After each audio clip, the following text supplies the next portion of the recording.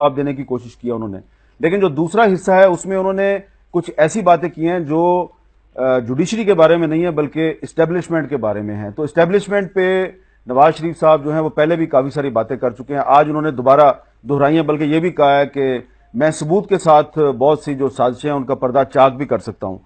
तो जनरल साहब वो बार बार ऐसी बात कर रहे हैं, कोई आप इस पर कोई जवाब देना पसंद करेंगे? हामिद मीर साहब, जैसे आपने कहा कि पॉलिटिकल क्वेश्चन है और ये मेरे से प्रेस कॉन्फ्रेंस में भी हुआ था। पहली बात तो ये कि उन्होंने आज जो अमेरिका के लिए बयान दिया है वो बहुत खुशाइंद है। यही इस वक्त की जरूरत है कि हम पूरा पाकिस्तान जो है, पूरी पॉलिटिकल लीडरशिप जो है और जो मिलिट्री लीडरशिप है और जो आवाम है, ये बहुत अच्छा इंडिकेटर है कि हमने यकजुबान होकर एक नैरेटिव अपनाया है और we are standing up to whatever the threat is, और ये बहुत अच्छी बात है। यही हमें जरूरत है कि हम इकट्ठे होकर चलें।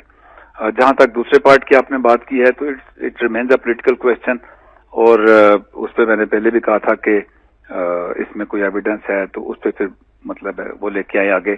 लेकिन जो हालात हैं पाकिस्तान के वो ये डिक्टेट करते हैं कि हमें इस वक्त एक होने की जरूरत है और हमें इंशाल्लाह एक होकर ही इस तमाम चैलेंजेस का मुकाबला करना है। अच्छा, एक सिर्फ छोटा सा फॉलो अप क्वेश्चन, अगर नवाज शरीफ साहब की तरफ से कोई एविडेंस सामने लाई जाए और मोस्ट प्रोबेबली उसका ताल्लुक मौजूदा आर्मी चीफ के दौर से तो नहीं होगा, पिछले आर्मी चीफ के दौर से होगा, अगर वो एविडेंस लाई जाती है तो क्या अफवाज पाकिस्तान की क़यादत उस एविडेंस की बुनियाद पर कोई कार्रवाई करेगी?